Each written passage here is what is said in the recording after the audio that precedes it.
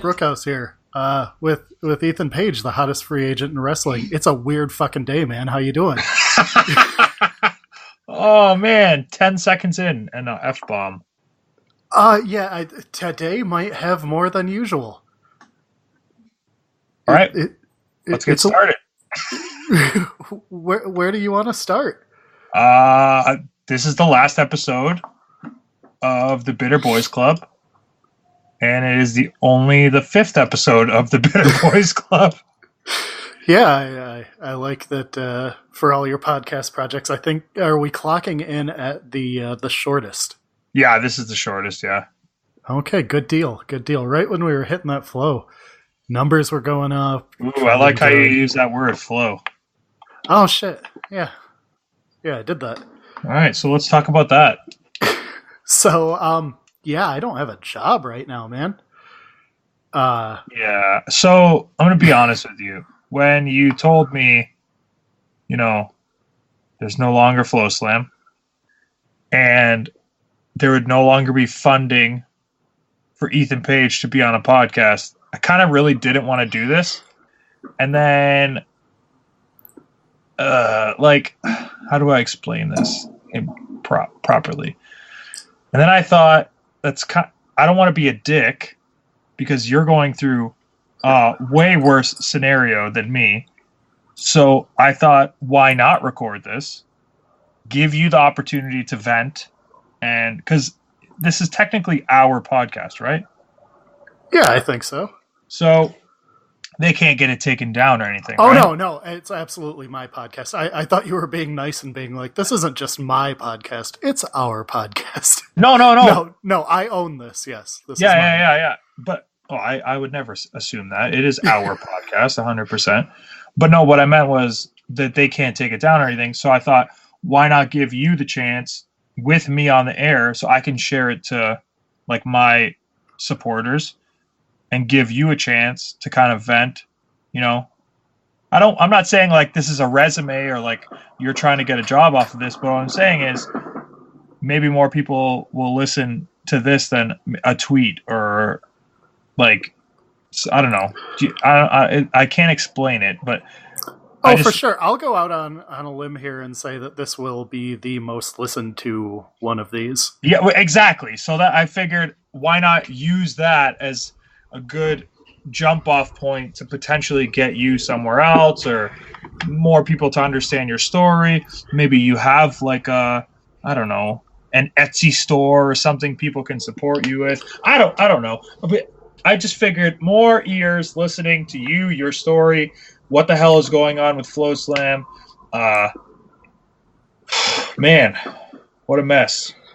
So yeah, this is on the house. This is hottest free agents doing this one on the house for Brent Brookhouse. And I had a blast doing these podcasts. And it sucks because I felt like we were just catching steam. You call it flow. Yeah. Yeah, that's a bit of a drag. And I really enjoyed this, and the Another Way to Get Paid stuff was a blast. And we had one lined up for Saturday. Yeah, we were gonna interview David Starr, and I was gonna ask him a bunch of questions about the Jewish gimmick wrestler that he is having issues with right now. But it would have been interesting. Sucks we can't do it. High Spots hit me up today to try and scoop the hottest free agent as a talk show host. We'll see how that goes. But yeah. Yeah, I mean, I don't know. So briefly through what happened today. I got up. I did work like normal. I wrote a little thing about SmackDown from last night. I wrote about a video that Triple H put out last night. I was doing the crap that I was having to do to try and drag the site along since we lost video content. Right. Which has sucked. That's not why I left. I worked for MMA Junkie, which is owned by USA Today. It's the first or second biggest, I don't know exactly where they are right now, but MMA website in the world. Okay. I signed with them after a year that got me nominated for MMA Journalist of the Year, where I, was busting my ass. I had a very comfortable job. It's not like I had to leave or was looking for a job. It's that an opportunity came up in pro wrestling. And I was like, well, that's like the dream. Like, I could go back in time and tell me as a little kid sitting and watching, wrestling videos that I rented from down the street for 88 cents a night. Like, hey, one day you're going to get to work in some fashion in pro wrestling. So I was like, I'm going to take my shot. And I did. And for a while it was great.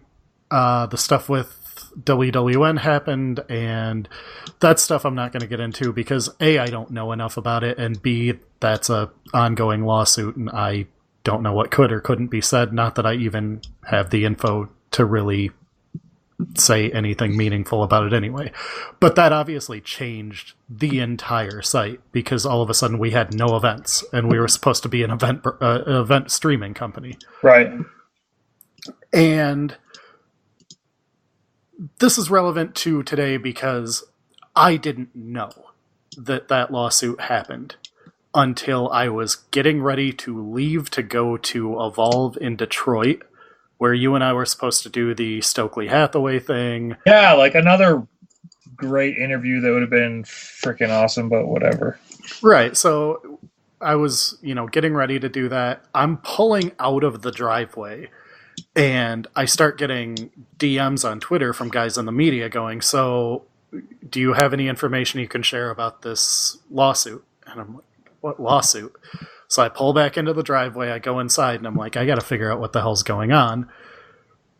And, I'm hitting up my boss, and after a while, I get a call back, and they're like, yeah, so lawsuit, that happened. So literally we had sued WWN, and I'm getting ready to drive 3 hours to an Evolve event. Yep. Like, walk in cold, not knowing this, with them knowing that I'm from the company that sued them. Like, nobody told me it was happening. Nobody told me anything about it. And then they're like, no, stay home. Like, okay, so fast forward to today, and after months of, grinding out news and doing, lame WWE reviews, which, if that was the job I had taken, then whatever, but I wouldn't have left a really stable job for a very big website in a field I was very established in to go, write WWE recaps. Yeah. That's just not a move I would have made. Yeah. But, I was grinding it out. I was hoping I can say this because it doesn't matter. I started contacting, every promotion that I could think of. And, I talked to you. I was like, look, what I want to do is I want to get FloSlam to, for a while, go to video on demand only. No live shows. Live shows are expensive. I don't know what the lawsuit does to us financially. I don't want to go to management and be like, hey, I want a shitload of money to do live shows. Plus, promotions aren't, most indie promotions aren't set up with the technology to do, live streaming. It's an expensive thing to get into. Oh, yeah, especially the actual, internet. Right, and that's the thing. Indie promotions run in buildings that don't have good internet. So then you have to buy, one of the egg things or whatever, and even then, if you're in an old building with thick walls, you might not get a good enough signal to even use your own portable Wi-Fi. So it's really, really cost prohibitive for promotions to get into doing that themselves. So I'm like, we can, for a reasonable fee compared to what we were paying before, get a ton of content from a bunch of different promotions, not that different from High Spots or Powerbomb. I mean, they're getting into the live streaming thing, which is awesome for them, but it was, let's get a ton of VOD, let's have good value, let's go to a $10 a month price point, and just get back in the game. Spend a couple months just being like, guys, we've got wrestling shows, we're here. Yep. And I had I don't want to name anybody because I don't know what deals they have, but I mean, I had talked to you, I had talked to a bunch of promotions, some very big promotions, very big names, and was like, guys, I figured out that we can do this. We can do this for a reasonable amount of money, and I'm positive that we will make a good amount of money doing this. And nothing. I mean, it just kept not going anywhere, Occasionally I'd get asked, like, what should we be doing? What should we be getting? Who should we go after? And I'd be like, guys, I have the list. I know who to go after. And it would not go anywhere. And then... Why do you think? Honestly? Because they knew this exact, like, what happened today would happen? I don't think it was that. I think that management there and the people making the decisions never had a clue about the wrestling landscape. They're used to, and they have super successful sites with great people. Like Amateur Wrestling kills it there. Like, that is a great site that does a ton of traffic and I'm sure has a ton of subscribers. But amateur wrestling, swimming, rodeo, singing, dancing, that kind of stuff doesn't have the market that pro wrestling has. No. Like, there's no competition. Yeah, there's not 50 to 100 other options to come into and then be like, hey, pick us. And not only pick us, but pick us at twice the price. And we're going to give you less content than you're getting at a lot of other places. Like, and I said it to management several times that I would not pay for FloSlam if I didn't work there and I was deciding where to spend my money. Like, I'd spend it at High Spots. I'd spend it at Powerbomb. I'd spend it somewhere where I'm going to get a variety of content that would be, $10 cheaper. I could get both of those services for what I'd pay for FloSlam. Yeah. Which leaves out the ridiculous moment when all of a sudden I found out we jacked it up to $30 for a little bit. That was great. That was well thought out. And definitely in line with what the subject matter expert you hired, being me, told you about the market. So definitely go up to $30 a month. So that was your job? You were called the expert. What? Well, I mean, I was the subject matter expert there. It was basically myself and Austin who does the social media.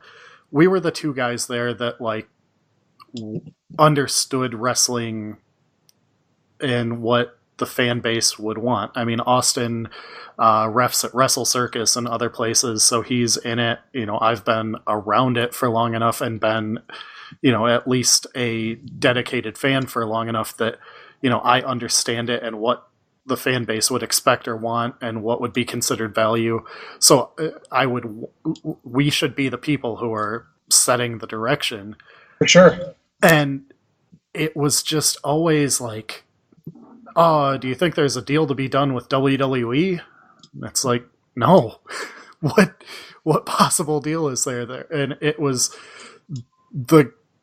they weren't looking to grind out and make small coin. They were just looking for one big cash cow, and then that's it.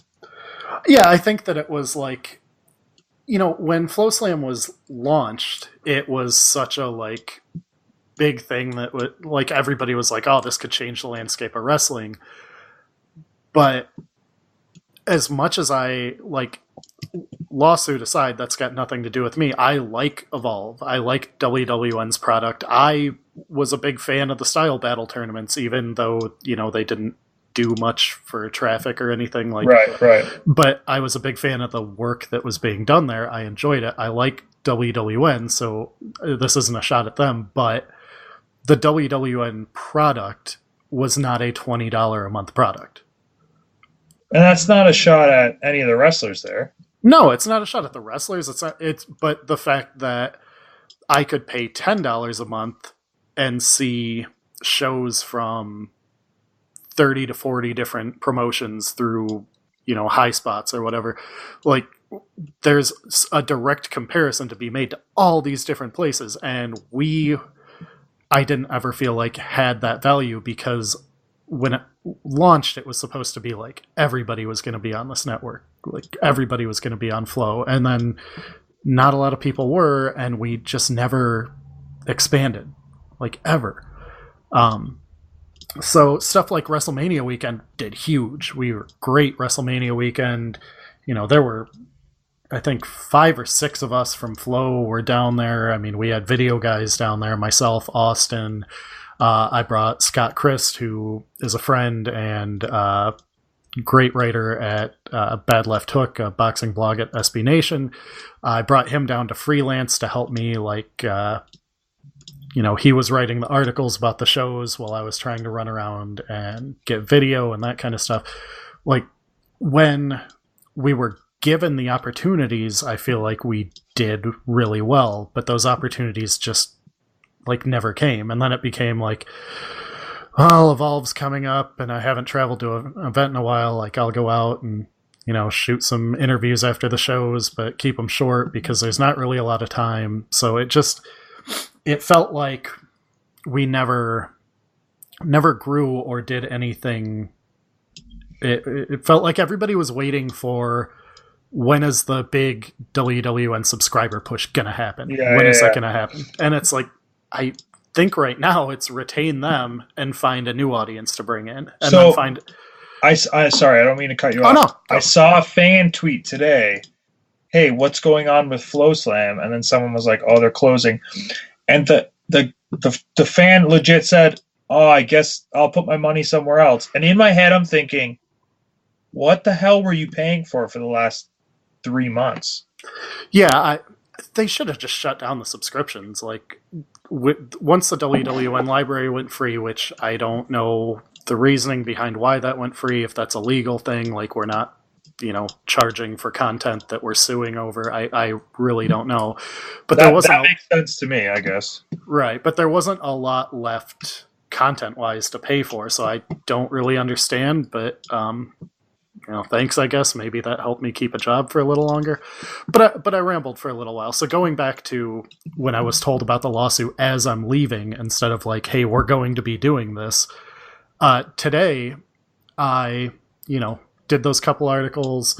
I was like, we need some groceries. I've got stuff set on the site for a little bit. I'm going to run to the grocery store, just, load up on some food for the house, 4-year-old pregnant fiance. We got a lot of hungry people around here.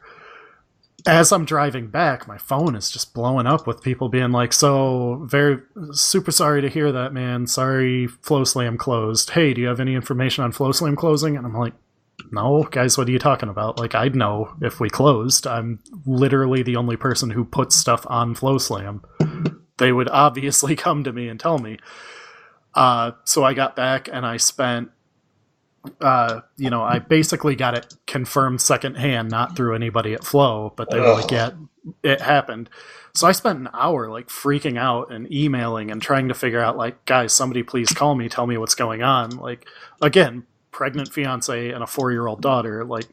I'm just am I fully unemployed right now? I don't understand.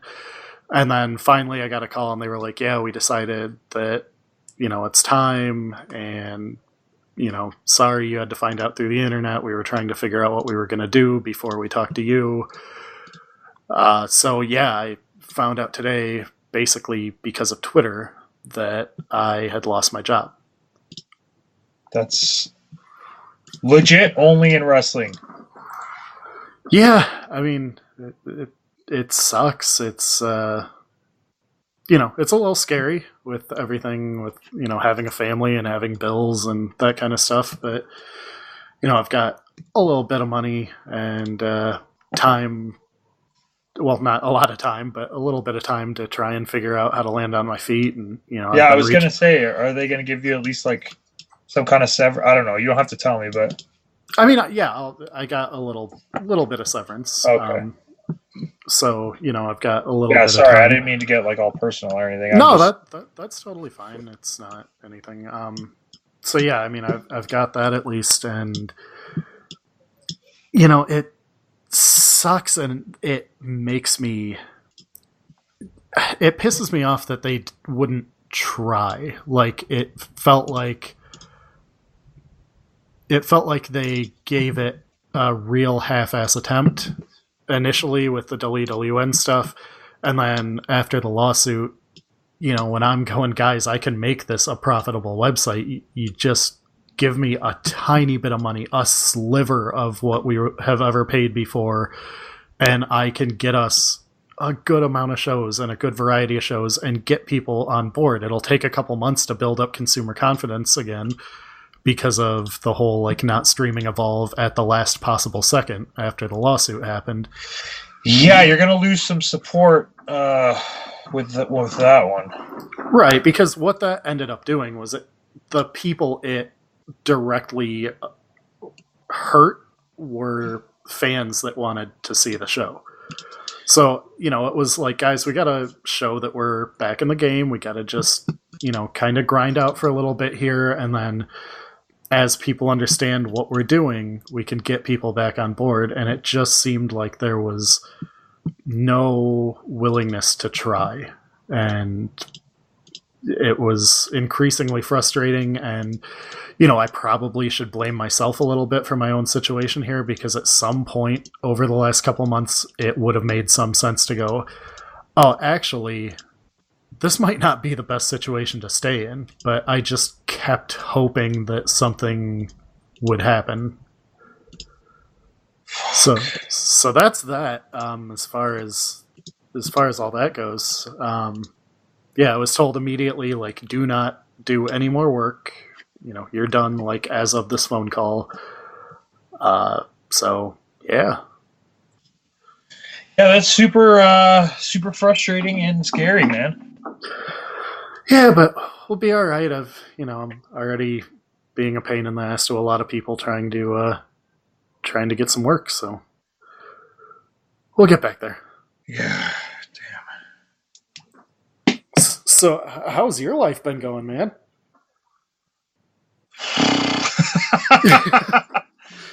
I mean, I'm obviously a little upset. I don't like putting work into projects and then having them kind of just fall flat, but I can't complain when you're going through a completely different scenario. No, but that's not fair. You can absolutely complain about things that you want to complain about, because, like, everybody's situation's different. I'll say one thing. Somebody asked, oh God, it was a week or so ago. I'd have to try and find it. But it was basically like, why is FloSlam doing all this stuff with Ethan Page now? And honest to God answer is, from the time that I started at FloSlam until now, there's really only been one wrestler who reached out and was like, hey, if I can ever do anything, let me know. Like, it was you. And then, every now and then somebody would be like, hey, I'm available for an interview. And it's like, oh, cool. Maybe we can work that out. But, like, the whole point was, like, you were at least pushing to, like, hey, if I can do anything. And, I think it's been somewhat mutually beneficial over the past, month or so, when we've been doing a lot more stuff together. But, at least you were able to make a little bit of money. But the thing too is, like, so how this even came about is it's just kind of the way I operate. Like, I'm like a company guy. Like I tweeted earlier, I have no loyalty to anyone but my wife and money. And that was just a complete joke, because if someone's willing to, I guess, pay me to do what I guess I love my job, what I love, which is wrestling. I'm very loyal to them, and I'll always put the extra effort to make sure that good things happen for myself and the company. Evolve was that company at the time, and when they went in the deal with FloSlam, I just looked at this as another opportunity to make my employer happy to work with you guys. So I reached out to FloSlam to make sure that they knew if they ever needed anything, there was an Evolve talent that was willing to satisfy whatever needs they had as the, like, streaming service of the company that I worked for. So I started building a relationship with FloSlam, which was actually to satisfy my employer which ended up going completely sour. And then I just continued to stay in touch with you guys. Yeah, and I mean, I don't know. The whole thing is so weird because there's just so much that I'm sitting here thinking like what we could have made of it, and it just I think that's the thing is I went from really angry initially. It felt super disrespectful to not even tell me like, hey, it's a possibility we might be closing this down. Like, if you want to, and I'm not saying like tell me like the second that it crosses your mind so that I bail, but like if it's getting to the point where it's serious, then give me a heads up because for a year I've felt like I'm doing this almost entirely alone. Like Austin's there doing the social media stuff and he's a great guy and he works super hard, so he was there. So it feels like the two of us, you've got him grinding on social media. I'm trying to do anything I can to get traffic. But we weren't ever set up as a news site. So then when all of a sudden you're a news site, like people are like, oh yeah, good luck with that. We had pissed people off to the point where it's like, yeah, I'm going to come read my news there. Well, it's like they've already got that. Like there's 100 of those sites. Right. Already established, already with, communities of people who know each other and do, live show meetups and stuff. And now, if we would have done things right, yeah, we could have been doing, FloSlam meetups like, hey, at WrestleMania weekend, we're going to all get together at this bar, and work with promoters and be like, yeah, send some guys. We'll pay some guys to do appearances, whatever. Like, there were so many different things that could have been done, but it felt like I came on and just getting answers to things felt impossible. And then just over the past couple months, I mean, and it's not their fault. I made this decision, but like going to AAW and Black Label Pro and freelance and, everywhere I've gone over the past couple months, I've been, basically having to pay out of pocket to do that. And just to make sure that there was content for the website. To get content for the website, to talk to promoters and be like, hey, look, this is the plan I'm pushing. Are you at all interested in, if I'm able to get them invested here in like a video on demand deal? And I'm not saying I did that with every promotion I went to. Like I said, I don't really want to get into that because people do have deals on the table now and everything. But, I was trying to just make contacts and talk to people and, have us feel like we were a presence again. Yeah. And, it feels like I'm doing that. I'm, creating PowerPoint presentations to show to management and be like, guys, look, we have a plan here. Like I've got, I have a plan that will not cost you much and will get a return if we just put in the effort. And it felt like it just wasn't there and like they didn't care. And especially now after getting the call that like, hey, you're basically fired. I mean, I guess not basically. I definitely got the you're fired call. But after getting that call, now it's like I'm looking back at these past couple of months like, you're a dumbass for just sitting around and being like, oh yeah, it'll get better. I'm the this is fine meme. Oh, sitting in the fire? Yeah. I mean, I wouldn't say you're a dumbass. You just like you put effort into something that, yeah, I get you were like in an abusive relationship. And like, I want to be clear that I like most of the people at Flow, including a lot of the people that didn't listen to me. Like, as people, I like them. As a company, I don't want to say treat people well after the story that I just told, because there's some shit in there that is definitely not treating people well. But for the most part, they pay fair. They are, good people for the most part. But I think that a big thing was that there was nobody there over the past 6 or 7 months who cared enough to put any effort into wrestling. And maybe that's just that people there we're like, now we're a sports company and wrestling isn't a sport. Why are we even dealing with this? Yeah, and it's almost like they put the idea out there, but once they actually committed to it, they were like, yeah, I don't think I want to do this anymore.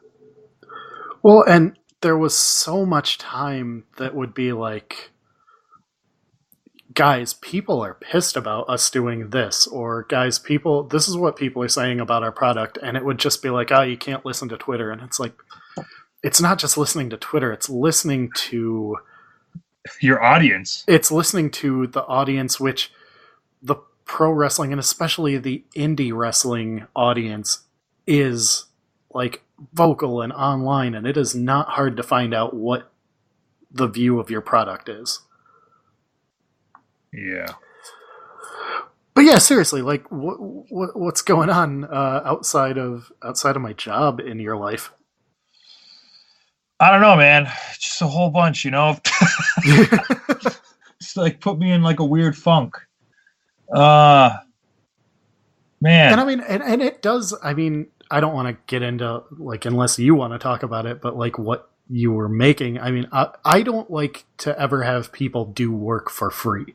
Like that feels like a shitty thing. So when I don't like doing work for free. Right. But I mean, when I approached you about, another way to get paid or the podcast, it was always like, hey, I've got some money here that we can use to do this. Well, that was the whole reason behind the name of the show, because there's already so many talk shows that I was like, oh, this is just another way for me to get paid. And I was like, oh, that's what we should name the show. Right. And there was something, I mean, maybe it's not for everybody, but there was something I really liked about the way that it always looked like we had just thrown down chairs somewhere, because that's absolutely what we were doing. Yeah, no, but I just liked it too because there was no pressure. I never put pressure on the guys to talk about things they didn't want to. Like, it was never like, hey, we're going to pay you this money to do this crazy shoot interview. Make sure you talk about this and this. But I don't know what it was about me, the setting, the fact that they were getting paid. Everyone seemed to kind of give the fans like the kind of information that they would want. Like, and the part that blows my mind is literally, it was either earlier today or yesterday, you were telling me there was a meeting in FloSlam and they said they loved it because it sounded like a conversation in a locker room. Yeah, that was yesterday in my weekly meeting. It was one of the things shown for like if it was on brand or off brand, and everybody was like, yeah, this is great. I just picked out the clip to show of like the talk about DJZ's advice from Hogan, because a room full of non-wrestling fans, it's at least going to strike some sort of chord to be like, yeah, he talked about Hulk Hogan. Yeah. So, but yeah, it was like, oh, it'd be great if the sound was a little bit better, the video quality was better, but we're like in a dingy room with bad lighting and a lot of noise going on because that building does not exactly have space to set up in a quiet, well-lit area. Right. But either way, it was really fun to do and just sit and point a camera and sit back and watch you guys talk. That was a lot of fun. I was worried with the ACH interview. I thought I was going to get kicked out of my hotel because all of a sudden you guys were just pulling furniture out of the lobby and putting it in the little meeting room they gave me, but they ended up not caring. So yeah, but man, like to go from yesterday, sorry, we'll change the subject after this, to go from yesterday, them kind of like giving you a pat on the back for this new content that you're providing, and then like a pink slip the next day is just like, well, yeah, because it's like, oh great, they love it, and this weekend I'm going to shoot another one. Shoot him interviewing David Starr, which is going to be, great because it's timely right now with all the stuff with him and the news and everything. Like, this is perfect timing to get David Starr. So it was really, really exciting. And then to have that happen today was, yeah, pretty shocking. But, I mean, my larger point, though, was like, this does have an impact on you that makes me feel really bad because it's like, oh, you have this new source of income. And it wasn't it's not life-changing money or anything, but Right. it's an amount that I would be happy to have, coming in extra every month. So to have that taken away is kind of shitty for you too. So Yeah, I'm not happy about it. But I mean, worse things have happened, I guess. All right, let's talk about something else. What did fans send in? Questions or their hey? Did you go see Justice League? I did. I did last night, and now I'm like, shit, that's money I shouldn't have spent. Oh. But no, I did, and I'll let you go first. Okay, so what do you want? So how do you want to do this? Do you want me and you to give our reviews and then discuss after we give our opinions, then discuss fan reviews? Because we got a couple sent in. Yeah, we got actually not a bad amount sent in. So, do you just want to go through the fan reviews and react to them, and then we can expand from there? No, because I don't want their points to... Like, if someone has a valid point that I don't know, I don't want to take credit for it and be like, oh, I agree. So let's do our reviews first, untouched by fan reviews, unless you read them all and just agreed with them. I actually didn't, because they were coming in before I saw it, so I, quickly was like, I don't want to see anything that spoils anything. Sick. So I know they're there, I just haven't read them. Okay, perfect. Okay, so Justice League. If you haven't seen the movie, it's been out for 3 weeks now, I think. 2 or 3 weeks. Spoilers. This will spoil it for you. So stop listening or whatever, or skip ahead. I don't know how long this will take. Anyways, Justice League. I saw it twice. I made sure to go see it again before we film this episode this week. Again, money that I shouldn't have spent. But if I was just to give it like a one sentence, hey, what did you think of Justice League? I would say I hated it the first time. When I went to go see it again, I told myself to stop being a bitch and try and enjoy it. I enjoyed it. It's fine. So that's your review. I saw it twice. The second time, it was fine. Yeah, because there's so many things in this freaking movie that piss me off. And it's stuff that, like, it's not even like a crazy fan of comic books. It's never... I'm not like, oh, blah, blah, blah, blah, blah. It was in the comics, so yada, yada, yada. It's like... the opening scene of the movie, Batman stops a burglar, then leaves him on the roof. Yeah.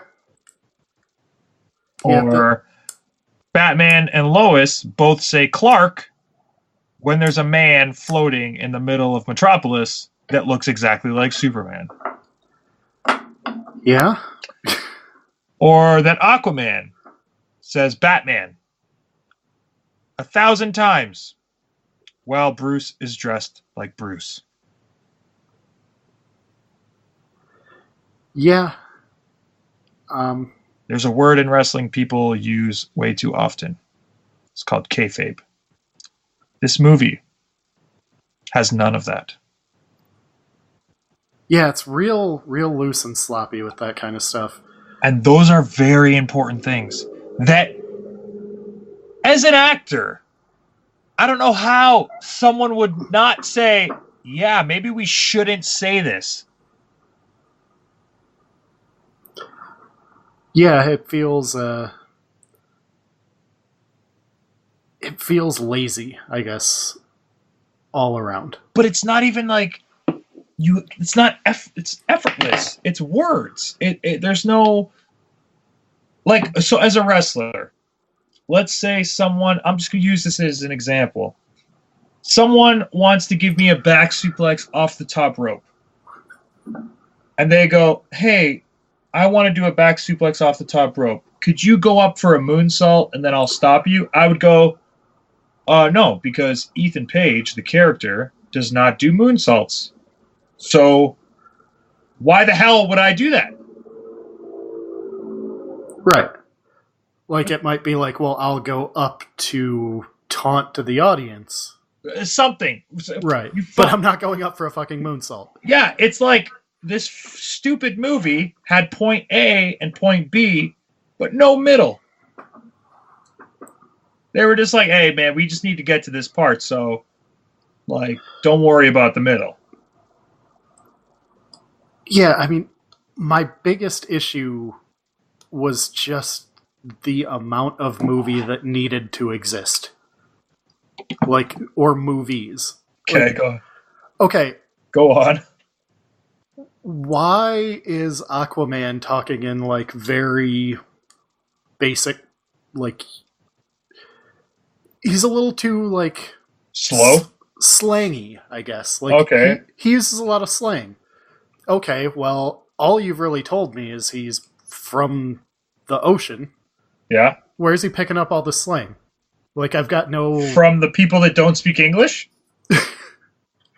Right, so I've got no backstory on him at all. Yeah, I guess all we know is that Arthur Curry got dropped off on his dad's porch. Right. So he is a civilian for... Right. Yeah. He's a civilian living in a part of the world where, you know, this type of language wouldn't exist. Give me something. Or yeah, so he doesn't live. I don't think he lives there. I'm going to play devil's advocate. For all complaints. Right, but let me say this: I am a pretty hardcore Aquaman defender when it comes to the comics. There have been great Aquaman comics, so it's not like I don't understand. It's just like I don't understand how coming into the movie cold with, you know, no real idea of who Aquaman is. Like, I got nothing other than like, hey, he looks pretty cool, and we threw out like a line about him getting dropped on his dad's doorstep. But we also don't really see anything about his life at the time. So yeah, or at all. Right. Like, you know basically nothing about him outside of like, here he is. He's in the ocean. I will say a thing that I really like is the way that all the stuff with Flash always felt like it was happening kind of between the frames of the movie, like just because of how they use the speed stuff, which I always like about that with him or Quicksilver or anything. Like, if it's done well, feeling like, you know, he's so fast that for the moment he's happening between everything else. Yeah. Like, and I think they did a really decent job with that. Steppenwolf sucks. Yeah, I mean, I don't know. I don't get that's a very meh villain. Yeah, and, you know, villain motivations were kind of weak. He looked like Skeletor from Masters of the Universe, which I was hung up on for like the first half of the movie. I can see that. I don't know. It wasn't good, but I have a hard time not at least enjoying the moment of watching superhero movies, which is probably just the comic book fan in me that is just loving that for a long time, or for, you know, quite a while now, we've gotten to see like legit superhero movies that are way better than I would have ever imagined. So even a bad one, I'm still like, well, it's still pretty cool. For sure. But I will also say, there's a lot of these freaking movies and TV shows coming out that I'm very like, about. All right, what are some of your ehs coming up? Every TV show that's not on Netflix. Okay. So like the Runaways on Hulu, you're just like hard pass. Can't be bothered. I don't watch any Flash or Supergirl or any of that. Arrow. Yeah, Flash is the one that I've watched some of, and by some I mean like maybe 8 episodes on Netflix ever. But it, at least when I watch it, I'm like, yeah, this is kind of fun and comic booky, so that's whatever. But it isn't interesting enough for me to really follow or anything. There's just so much content, and like, it's not that I won't go see everything, because if it's in the theaters, I'll probably go see it. I didn't go see the Inhumans, but I mean, I heard that was a good choice. But like, they have a Multiple Man movie coming out with James Franco. They Right. have Morbius, the living vampire movie coming out. They have it's just like, yeah, I'm gonna go, but like, give me something else. Yeah, I mean, movies are at least like, all right, I'm going to get out for, an hour and a half to 3 hours, somewhere in that range, and then my experience with it is done. Whereas the TV shows, it's like, how long do I have to watch before I get invested or before it becomes good? I'm like that with video games though too, because I'm so lazy. I don't want to learn the buttons. Yeah, that's an issue for me, and it was an issue for me more over the past year, where I was like, I've got all these video games I want to play, but like, God, by the time I learn the controls, then I never have enough time to sit down and actually play long enough to remember the controls the next time I go and play. Hey, you know what? I got a lot of fucking time to sit around and learn some controls right now, so... Cool, man. Just make this real depressing again. Oh, no, but I was going to say, I've been getting some pretty awesome video game recommendations on Twitter for the last couple hours, so I'm pretty excited about that. Like, what are people recommending? There was a strong push for... Hang on, I'm scrolling back up there. Oh, let's see. People threw Fallout 4 at me, which, I'm willing to give a go, but The Witcher 3, which I'm an RPG guy, and I have it, and I just never put any time into it. The Dragon Age series, again, RPG guy. I will probably also, before I do anything, like, go back and play through Marvel Ultimate Alliance again. Good ass game. Yeah, and always comfortable and easy. I like easy to get rebought into. I rebought that for my PlayStation. Yeah, it's good stuff. So I'm I don't want to sound like I was being depressing, because there are little things that I'm excited about, and it's like, obviously I'm already hitting up a ton of people about work, but there's also like, man, I've got some time to just chill for a little bit, because I've been so stressed for so long about this all, that I'm gonna find some time. I promised my daughter that tomorrow I'm gonna cut her nails and paint her nails, and then we're gonna make cupcakes, because shit, why not? Yeah, I mean, you can't go wrong with more time with your kids. Right. So there's that. So should we do some of these Twitter reviews? Yeah, sure. Let's do it. Let's see what people liked and didn't like. All right. At Dr. Funkin said, it's an absolute mess, a Frankenstein's monster stitched together from the views of two very disparate directors. That said, I didn't feel like I wasted my time, and I found it fun in its absolute lunacy. 75 out of 100. He said it's an absolute mess and gave it 75 out of 100? Because he said I didn't feel like I wasted my time, and I found fun in its absolute lunacy. I'm sorry, it's 74 out of 100. I should have given it that one extra point. Sorry, okay. All right. Sure. At Joshua7520, I love Justice League. I thought it was great. The movie was a lot of fun. Steppenwolf was a really bad villain, but the movie was focused on the team, not the villain. Loved the second end credit scene best, and end credit scene... loved the second end credit scene best. Hang on. Okay, punctuation. Loved the second end credit scene. Best end credit scene in any movie. Overall, I gave the movie 4 out of 5. Okay. That matched his review. I loved it. 4 out of 5. Right. At Zwok_, it exists, and I wasn't offended by it. Was fun for a few moments here and there, but still a mess. 2 1/4 stars. What I really like here is that we've gotten a 74 out of 100, 4 out of 5, and 2 1/4 stars. So everybody being on their own rating scale is really fun. Yeah, we're not all on the Melcher scale here for movies, guys. At Graham_Williams, it's fun, but Batman saying Alfred's name in front of a criminal who he then leaves free, and Lois shooting Clark in front of the cops was really, or shouting Clark in front of the cops was really annoying, and Heroes grave digging. Also, Superman and Cyborg could have stopped the invasion themselves. Nobody else really did anything. Also, why wasn't the coffin dirt shaking ending from Batman vs. Superman built upon meh? I mean, he's not wrong. Yeah, I mean, that stuff's true.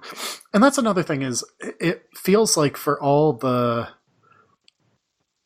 like world building they were aiming for with stuff with like Batman versus Superman, it feels like outside of Superman being dead and like a couple little references, it doesn't feel like it mattered. Yeah.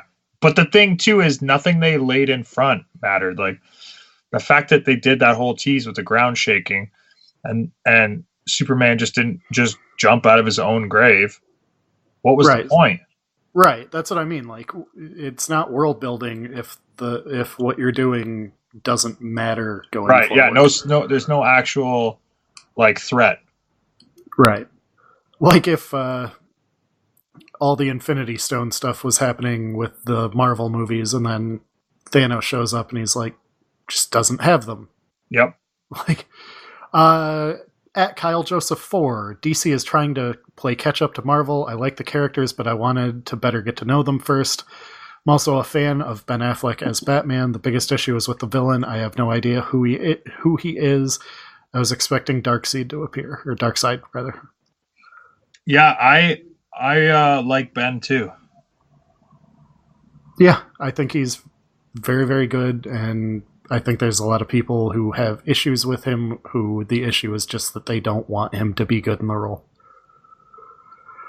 Well, and too, he kind of put this thing out where he said he's looking for a cool way to exit as Batman, so he already wants out of the role, which is like that's a slap in the face of people that supported him. Yeah.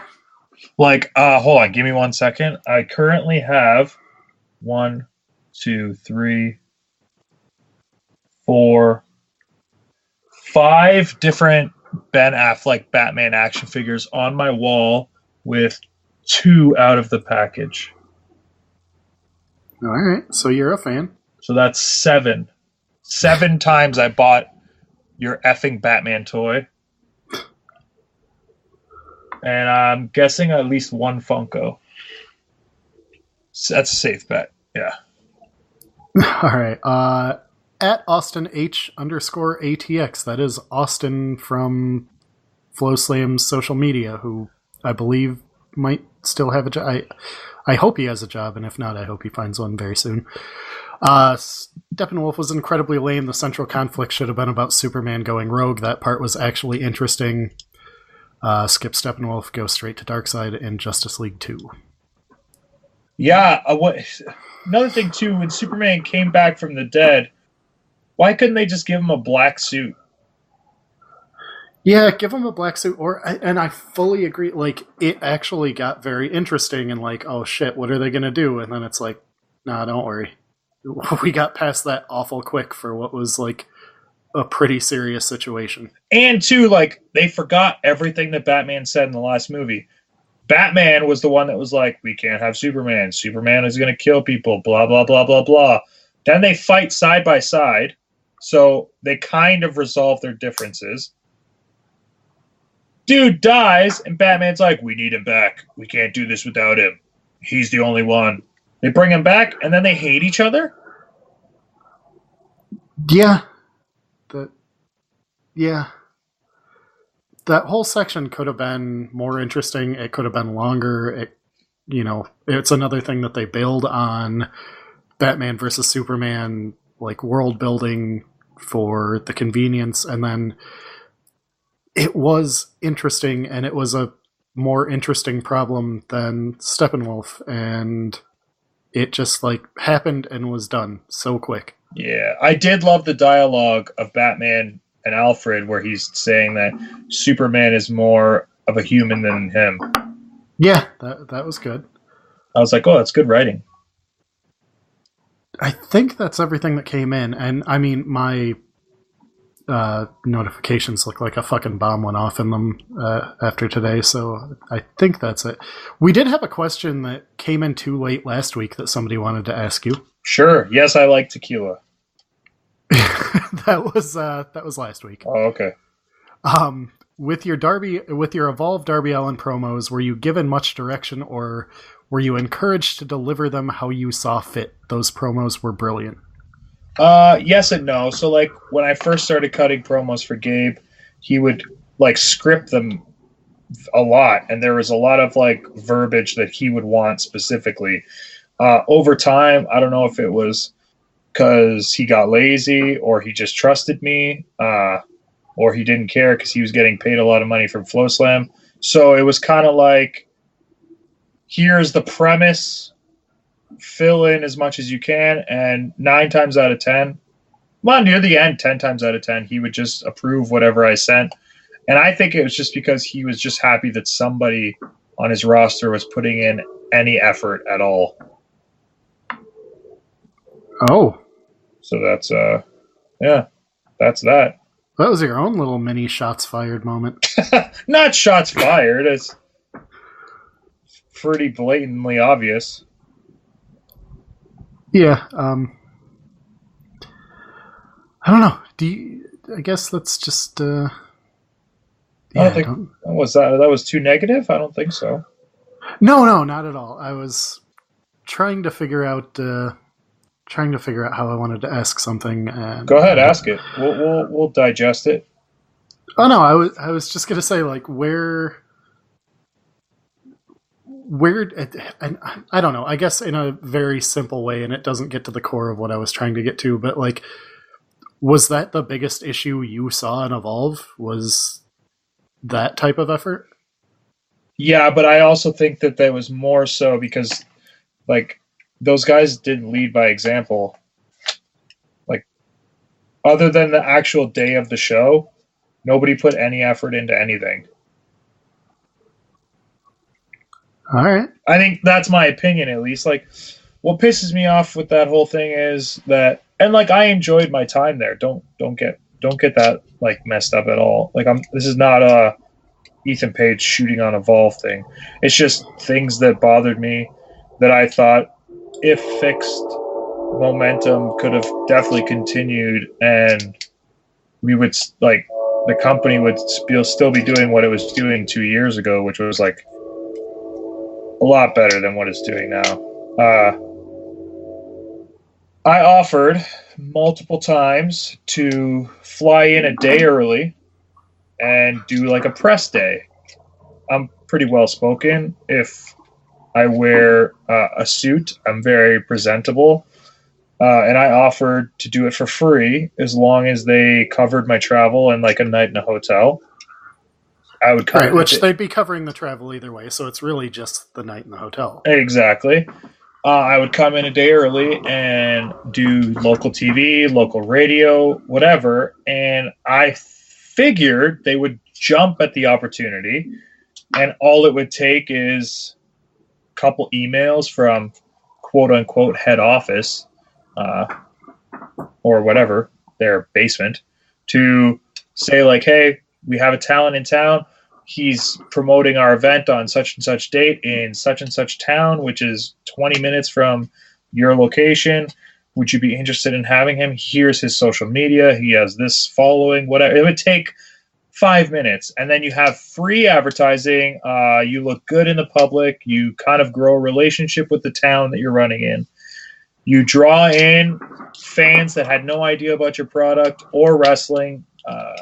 It was like the easiest and simplest possible way to promote an event.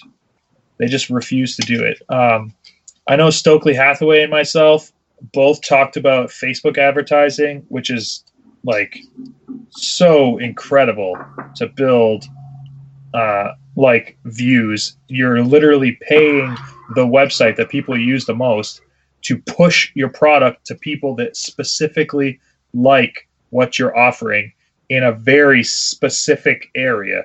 So like if they're running in New York City, they could advertise the fact that WWE superstar William Regal is going to be in New York City. That will draw a huge amount of people, and you might have to spend $100. So for me to know the amount of money that FloSlam put into Evolve, and the fact that they couldn't spare $100 to actually advertise an event that I would have to fall off the top rope on the back of my head every single time, blows my effing mind.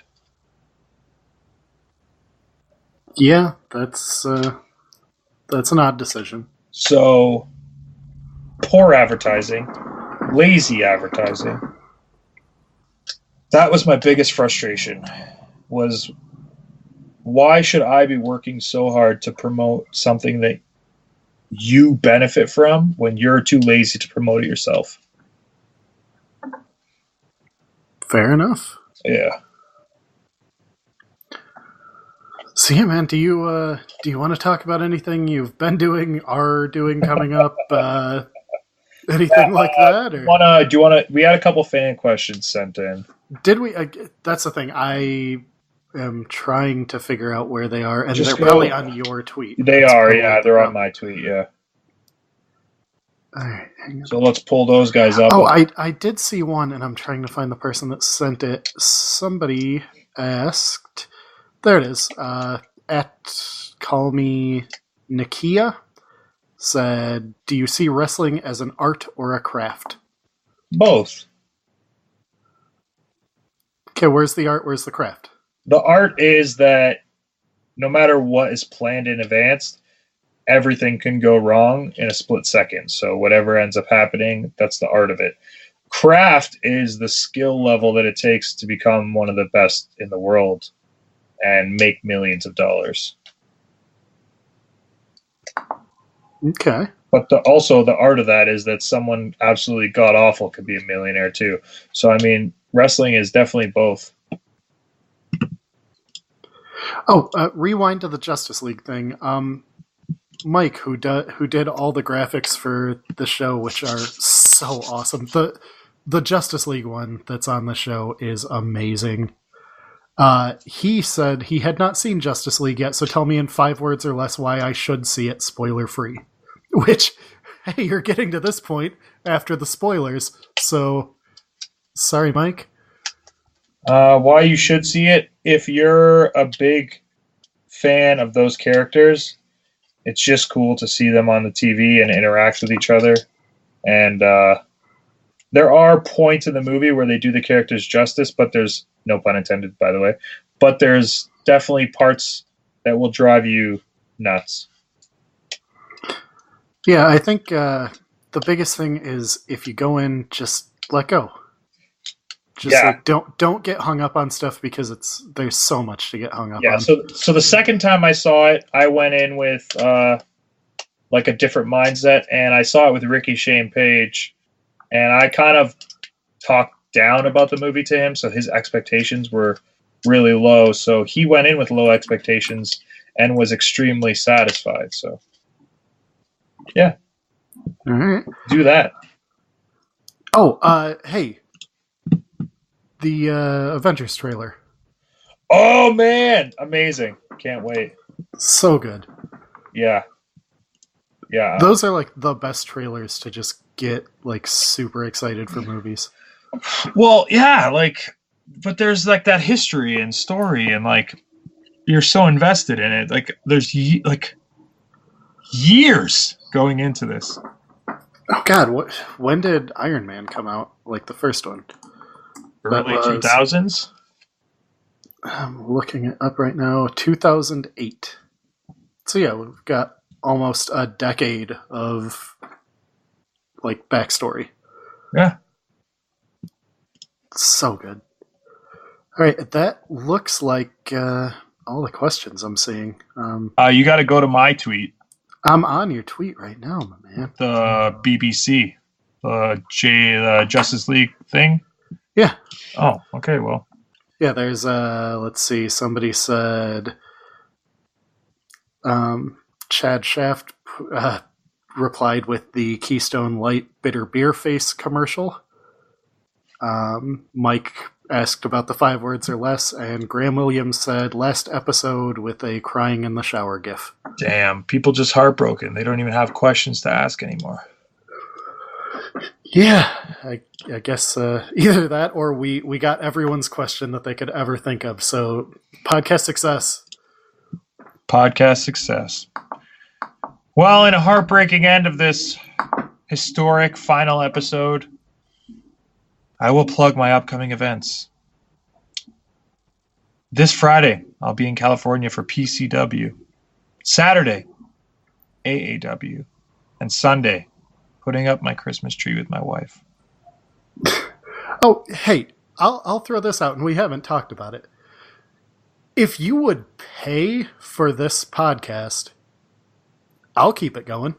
Not you, the listeners. Like, if we threw up a Patreon page and we got enough people willing to donate a little money for the show, I'll keep it going. You down? Yeah, I'm down, but I don't like people paying for stuff. Okay, fair enough. I'm going to edit this part out. So No, don't don't edit it out, because this is a natural conversation. This is what people enjoy. All right. I don't mind giving my 2 cents. It's not that I don't. Obviously, it would be great if people paid for everything that I did, but like, it's just. I get what you're saying. Yeah, no. Trust me, like, I want to keep doing this. It's just so hard to find the time, and it was so easy to find the time when it was financially beneficial for me. Right, and simple, and but it also benefited the fans too, because like they got this free content, gave them a reason to possibly check out FloSlam. Like there might have been, like it might have benefited everybody, but I don't want to take money out of fans' pockets who are already supporting me. It's a tough one, you know? Oh yeah, absolutely. Yeah. Well, on that note, I think we're out of stuff. Yeah. So anything you want to plug? Plug that pro wrestling tease. Well, yeah, I guess so. Yeah, we just did Black Friday, but yeah, please support on prowrestlingtees.com/Ethan Page, especially if you enjoyed these podcasts or any of the YouTube content that I put up for free. Anything that I do to put out so that fans have content of myself. If you like it, if you support it, a Pro Wrestling Tees purchase goes a long way, and you get something out of your money. You get a T-shirt. So, yeah. All right. Well, hey man, it's been fun working with you. Yeah. Hopefully, we can find a way to do this again that makes us both money. Yeah, I guess we see where I end up. Yeah. Damn, dude. I'm not worried, honestly. I like, as much of a downer as the first half of this episode was, I'm so positive right now, and you know, I know so many people. I've been doing shit and online writing for over a decade now. My resume's good. I'll be fine. Good. I will be fine.